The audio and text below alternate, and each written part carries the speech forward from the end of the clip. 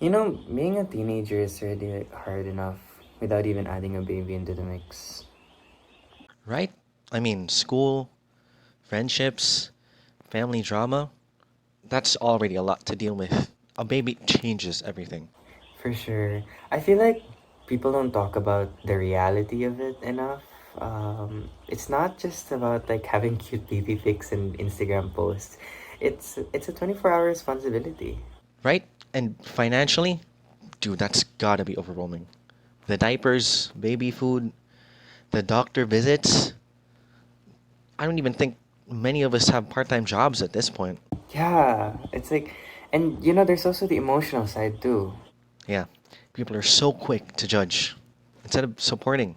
What she needs is help and understanding, not gossip. Agreed.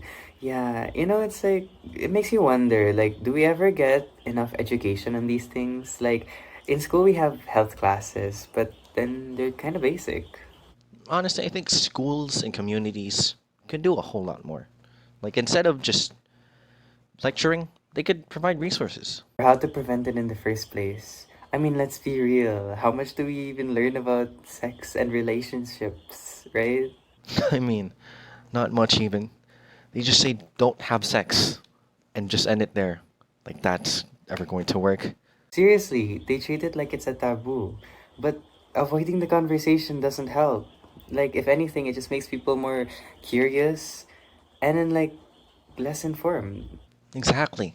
Sex education needs to be more practical and real. Not just the biology stuff, right? But the social and emotional side as well. Like what a healthy relationship looks like, how to set boundaries, and what to do if something unexpected happens. Yeah, and you know, boys need to hear it as much as girls also. Like, most of the blame gets put on the girls, but in reality, it's like, it's still a two-way street. Exactly. Breaking the stigma means everyone taking responsibility. Guys, girls, parents, schools, communities. It's not just preventing pregnancy, it's about creating an environment where everyone feels safe, supported, and informed. And I think it's important not to forget that life doesn't end if you get pregnant as a teenager. Like, it's hard, but it's not the end of the road either. Right? Some of the most inspiring people have started in tough situations just like that. It's just all about having the proper resources and support. Speaking of support, what do you think if we like start a little project, awareness project at school, or like a campaign to support better sex education, or like something to break down the stigma? Oh, dude, I love that idea. We could get people talking. We could host some workshops or just share stories from people who've been through it. That could actually make a difference. Like, it's not just about teenage pregnancy, it's about teaching respect, empathy, and like just responsibility in general. Exactly. The more open we are about these things, the less shame there is. To break down the stigma and start real conversations. And to make sex education more than just awkward diagrams in the textbook. But wait, let's take a simple crash course on the things that we need to know about teenage pregnancy and pregnancy as a I want to start by saying that isn't about blame or shame. This is about understanding, learning, and helping each other make informed choices. Today, I'm here to talk about teenage pregnancy and how we can avoid it and how our school and government can better support young people. First, let's talk about prevention. Avoiding teenage pregnancy isn't just about saying no to sex. It's about having the tools, knowledge, and confidence to make decisions that are right for you. This starts with comprehensive sex education. Although fertility rates are higher during the late teenage years, the risk of developing pregnancy complications such as eclampsia, puerperal endometritis, and other systematic infections, babies of adolescent mothers also face higher risk of low birth weight. Experts say the best time to get pregnant is in one's early 20s, 20 to 24 years old. Let's talk about the chemistry of pregnancy. When an individual gets pregnant, the first change will be the hormonal imbalances within the body.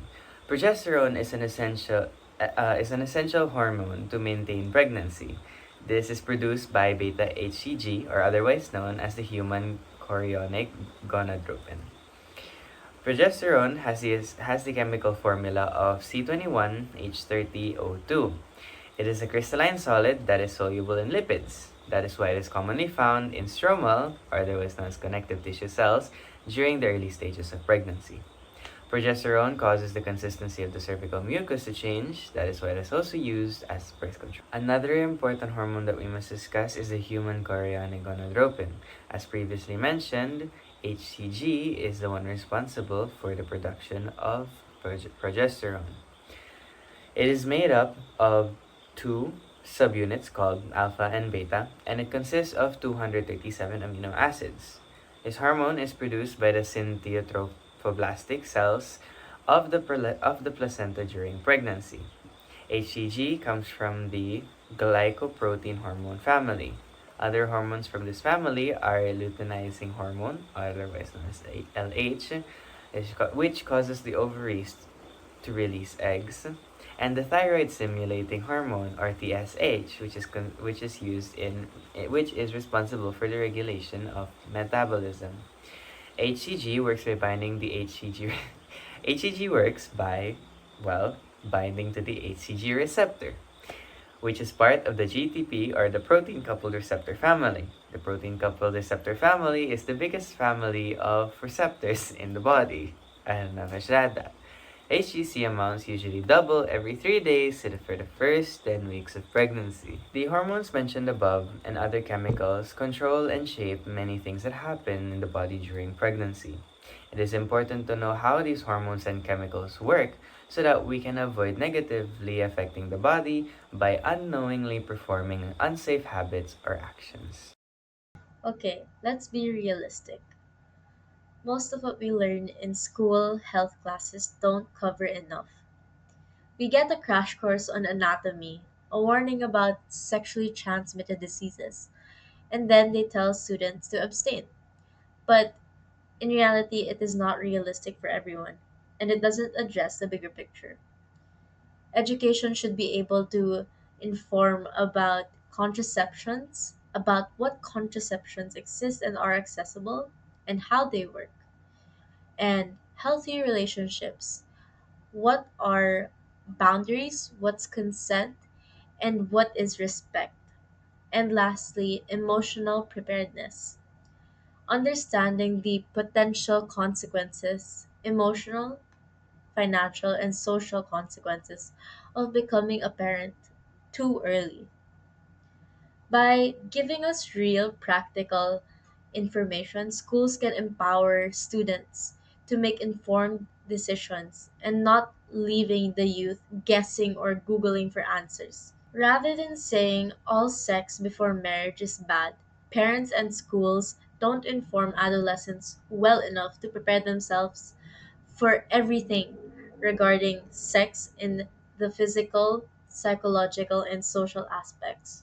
With the glorification of soft porn and the casual portrayal of sex in popular media, it has become the way the youth learn about sex. Having programs such as the comprehensive sex education implemented in the K 12 curriculum will allow the youth to have open discussions about sex and informed decisions. But education isn't the only solution. Our government also plays a critical role. Imagine if there were easily accessible youth clinics in every community, places where we could ask questions, get contraception, and seek advice without fear of judgment. These clinics could provide free or low cost contraception and healthcare, counseling and support services for young people, workshops for both teens and parents to improve communication about these topics. And additionally, the government can fund campaigns to break the stigma around talking about sex and relationships. It's not a taboo topic, it's a part of life, and it's better to face it openly than pretend it doesn't exist. My kid will learn as he or she grows. This is not a suitable solution for the modern world where we live in today. Parents need to make sure that their kids are equipped with the knowledge about these topics in order to prevent them from being negatively influenced from online sources. And for those who do experience teenage pregnancy, the support system must be stronger. No one should feel abandoned or hopeless. Programs should provide access to affordable childcare, flexible schooling options for young parents, and career counseling and job training to help them create a stable future. Another thing that needs to be talked about is responsibility. Avoiding teenage pregnancy isn't just a girl or a woman's problem, but boys and men need to step up too. This is about partnership and taking accountability on all sides. Finally, it is up to us, schools, families, communities, and governments, to create a culture where young people feel safe asking questions and seeking help. A culture where mistakes aren't the end of the world, but an opportunity to learn and grow. Teenage pregnancy is a challenge, but it's one we can tackle together with education, resources, and compassion. Let's be the generation that doesn't just avoid the issue, but faces it head on and makes real changes.